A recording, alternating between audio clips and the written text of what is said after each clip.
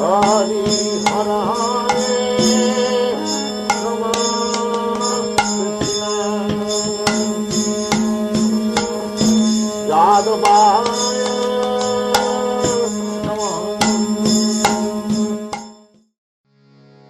buddhi-yukto jahātīha ubhe sukṛta-duṣkṛte tasmād yogāya yujyasva yogaḥ karmasu kauśalam. A man engaged in devotional service rids himself of both good and bad actions, even in this life. Therefore, strive for yoga, O Arjuna, which is the art of all work. This may seem to be a sudden change in direction from the verses that we've previously dealt with. One of the challenges in trying to present such a summary study of the Bhagavad-gita as this Bhagavad-gita Chalisa, where we take just 40 verses from the Bhagavad-gita and try to present the essential message of the Gita, is that we may feel that we are sort of like jumping from one point to another. And so what I will try to do is create a context around each verse so that it can be understood in relation to the bigger picture, as it were. So in this verse, I just wanted to draw your attention first to the word in Sanskrit, the buddhi-yukta, or one who is engaged in devotional service. And I'd like to discuss this point because it's a critically important point that's very pivotal in being able to understand and to begin to practice the teachings of the Bhagavad-gita. This word buddhi means intelligence, but what it's been referenced is a higher faculty that actually is higher than the mind. It is a very subtle faculty that we have as human beings that make it so that we can discern and discriminate and become guided by what is truth. The word yukta, it actually comes from the same root as the word yoga, the root being yuj. Yuj literally means to join or joining, uniting or / yoga. Also the English word yoke. And so we get this strong sense that it is an activity that connects with something. In the just to try and expand on making it so that we can understand and appreciate this verse, in the verse preceding it, it states, O Dhananjaya, keep all abominable activities far distant by devotional service, and in that consciousness surrender unto the Lord. Those who want to enjoy the fruits of their work are misers. So just drawing your attention here to the what in the verse that we're studying was called buddhi-yukta, and here it's now referenced as buddhi-yoga. Arjuna had, of course, come to the conclusion that he should not perform the duty that was required of him. that he should abandon his duty and become a renunciate and live in a renounced condition in the mountains.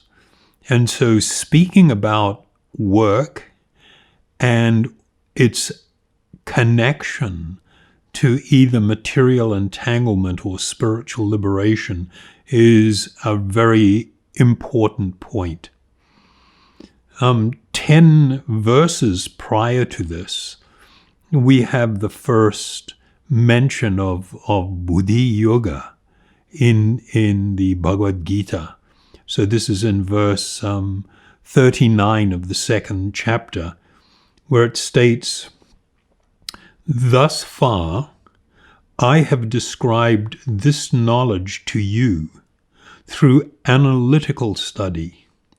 Now listen as I explain it in terms of working without fruitive results. O son of Pritha, when you act in such knowledge, you can free yourself from the bondage of work." So in this verse, the term buddhi yoga is translated as devotional service to the Lord.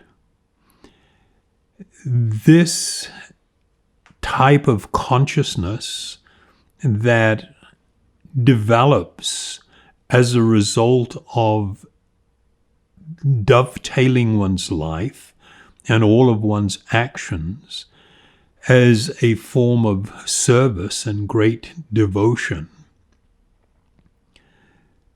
is going to increasingly become apparent as being a path of transcendence, a path by which a person can come to both live in this world, to engage in action or activity, and for that action or activity to become liberating rather than binding. So in relation to this buddhi yoga, Srila Bhaktivedanta Swami Prabhupada has commented in his commentary on this verse. He states, "This buddhi yoga is clearly explained in chapter 10, verse 10, as being direct communion with God, who is sitting as Paramatma in everyone's heart. But such communion does not take place without devotional service. One who is therefore situated in devotional or transcendental loving service to the Lord attains to this stage of buddhi yoga by the special grace of the Lord. The Lord says, therefore, that only to those who are always engaged in bhakti yoga or devotional service out of transcendental love does he award the pure knowledge of devotion and love. In that way, the devotee can reach him easily in the ever blissful spiritual realm of God." So we'll deal with that particular verse later in the series, but I thought it was important to reference this point to explain the context. Sometimes you'll see academics who want to apply literal translation to these words without or not within the context of the larger picture. And so my jumping forward like that to reference statements of Bhaktivedanta Swami Prabhupada is for the purpose of helping us see the context of everything and understand how words are being used and how and why certain meanings are being applied to them. So this concept now we are going to start hearing a lot about, this idea of working in a spirit of great devotion, but not just work, as it were, but actual service, to have the mentality and the consciousness of a loving servant, and to seek to always be pleasing to God in one's every thought, word, and action, and how this was a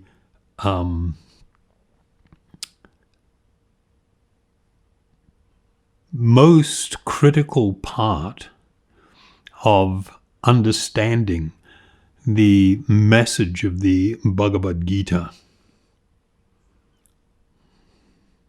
So we see this buddhi yoga being mentioned in many places, and I'll speak a little bit more about that and how its connection with other forms of yoga shortly.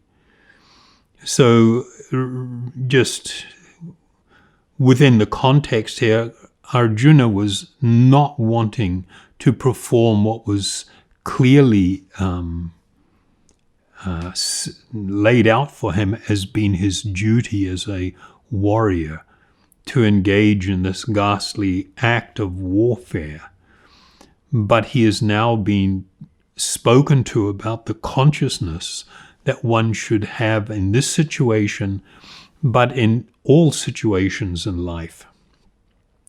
So I would just like to read a statement of Sri Madhvacharya from the Brahma Sampradaya, this ancient luminary. In this particular verse in his commentary, he states, Lord Kṛṣṇa speaks of directing one's consciousness by spiritual intelligence. The merits one gains in the course of human existence, such as fame or relations, power and wealth, though pleasant, should not be deemed important or be attached to. But those superior merits one has acquired by surrender and meditation to the Supreme Lord, such as righteousness, compassion for all living entities, devotion and love of God, should be most attached to. So something that we are going to become very much aware of is how we will see this term buddhi yoga and bhakti yoga, and even sometimes karma yoga. We will see that these are used interchangeably, which is kind of like, for some people, might be very confusing. The confusion that people will experience generally arises from not understanding the bigger picture nor the intent of the speaker. We want to try to compartmentalize things and be able to see the distinctions between them.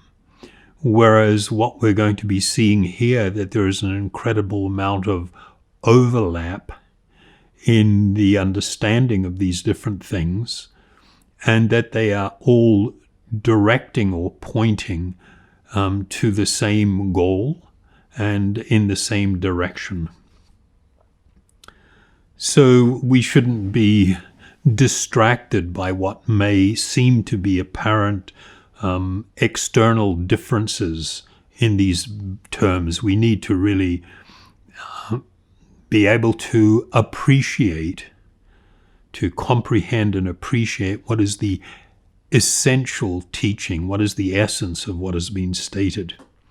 So in the verse that we are studying, just going back now to it, a man engaged in devotional service rids himself of both good and bad actions, even in this life. Therefore strive for yoga, O Arjuna, which is the art of all work. So in his summary of his commentary, Sri Madhvacharya states, knowledge of the Supreme Lord Kṛṣṇa, and by that, knowledge renouncing the fruits of one's actions, neutralizes the effects of one's actions and is known as excellent actions. Knowledge of the Supreme Lord Kṛṣṇa is known as spiritual intelligence.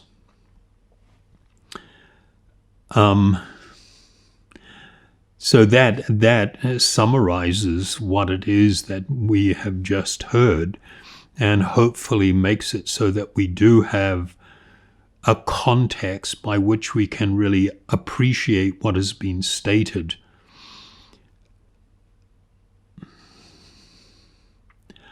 I'll just speak about some of the terms or some of the parts of this verse that we've read.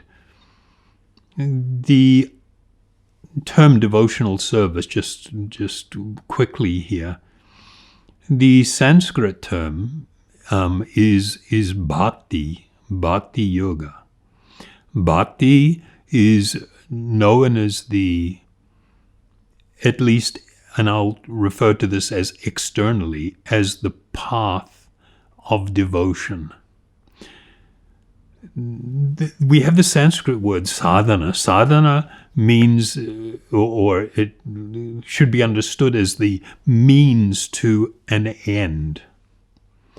The extraordinary thing about the path of devotion, of bhakti, is that what in the beginning is a process and a path to a destination, when one arrives at that destination in full spiritual consciousness, meaning when my spiritual nature is fully revealed to me, is completely manifest, the natural function and eternal function of the soul itself, of all spiritual beings, is to engage in ecstatic, loving connection or relationship with the Supreme Soul, the highest object of love.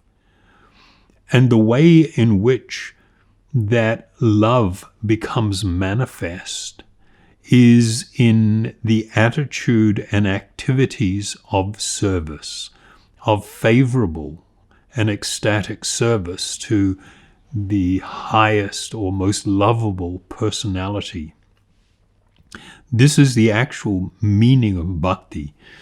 I can remember 50 years ago when I started this process, we were doing a chanting meditation in a park, and there were in Sydney, and there were a few people gathered around, some participating, some watching. And I can remember two guys sitting quite near me, and one of them asked his friend, "What are these guys doing?" And the friend responded in great confidence, "Oh, they're into bhakti yoga. I tried that once. It's not for me." And that really struck me, because what it did in hearing that was it helped to cement for me the actual understanding and appreciation of what is bhakti, because I had heard this from my spiritual master and reading his words, what it actually was.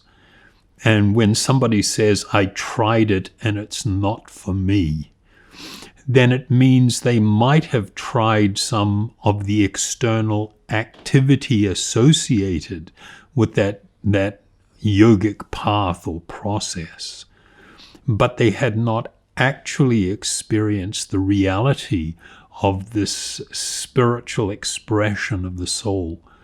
Because when one does, one understands completely, this is my eternal nature. This is what I am meant to be doing. So here, in this verse, the reference is to a person who is undertaking this process, this path of devotion, of devotional service, as a process, and someone who is not going to be completely transcendently situated. It says, a man engaged in devotional service rids himself of both good and bad actions, even in this life. So it's sort of like, okay, what's the deal with good and bad actions? The word karma means action. And we understand that every time a person engages in action, there will be a karmic fruit, a reaction, good or bad. And so from that perspective and point of view, it is not like one good activity and good results are considered necessarily desirable over bad activities and bad results. The example can be given of a person, two people chained up in a dungeon, and one person has got these old rusty iron shackles, binding them to the wall. And his friend next to him has got gold shackles binding him to the wall. And he'll be looking at his friend and go, "What? Have you seen my chains? Have you seen the bling?" And feeling sorry for the other guy who's just bound by rusty old iron chains. And maybe the guy with the rusty old iron chains is looking at envy. Oh my God, that guy's got such beautiful chains. And when we think of karma and the result of karma within that context, then we see and understand that both are considered undesirable. And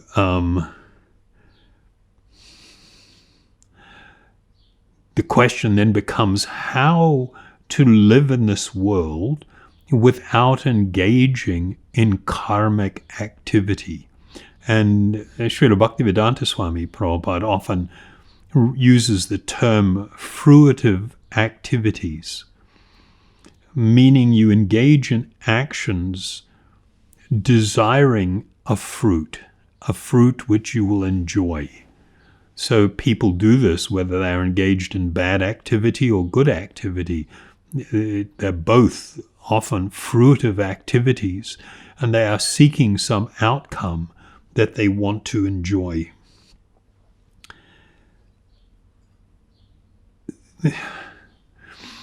In just rounding out or concluding our discussion on this particular verse, I will read the following verse from chapter 2, verse 51.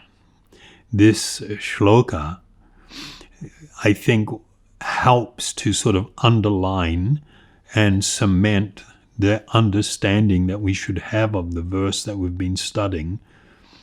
And it reads, "By thus engaging in devotional service to the Lord, great sages or devotees free themselves from the results of work in the material world, and in this way they become free from the cycle of birth and death and attain the state beyond all miseries," that is, going back to Godhead. So that verse makes everything very, very clear. why it is that one should, as Kṛṣṇa states in the verse we're reading, why one should strive for what he describes as yoga. Strive for yoga, O Arjuna, which is the art of all work. So we see in this modern time, people like to speculate and intellectually try to understand what is yoga. I've seen some discussions when I was working on the commentary of the Yoga Sutra of Patanjali, where a certain definition of yoga has been given, and people want to try and embrace that and reject all other definitions.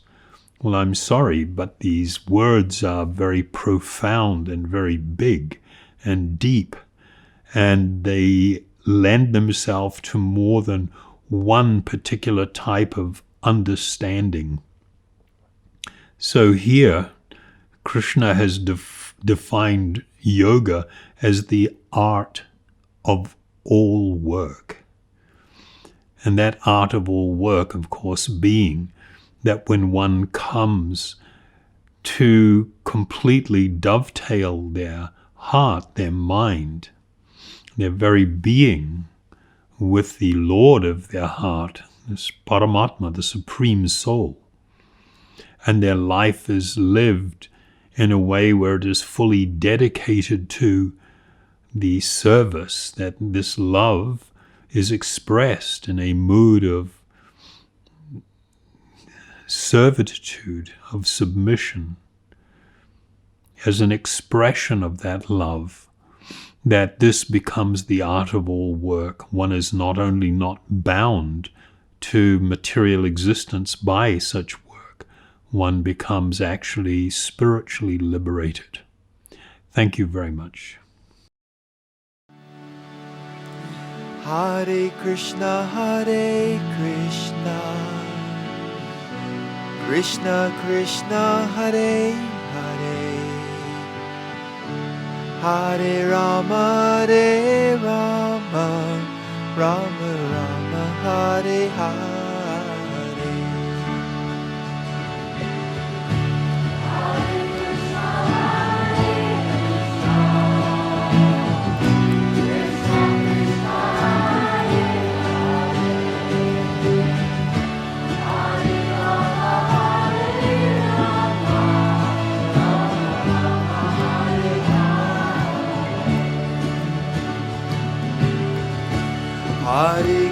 Hare Krishna,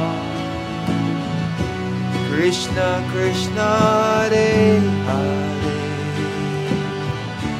Hare Rama, Rama Rama, Hare Hare. Hare Bol.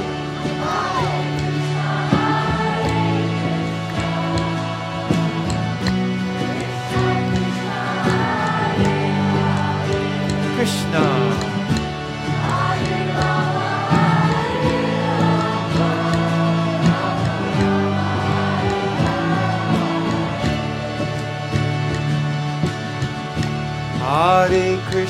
Hare Krishna,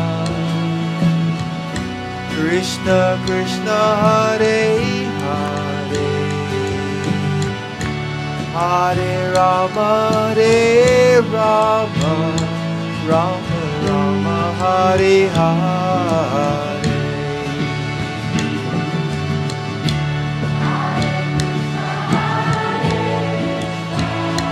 Kṛṣṇa.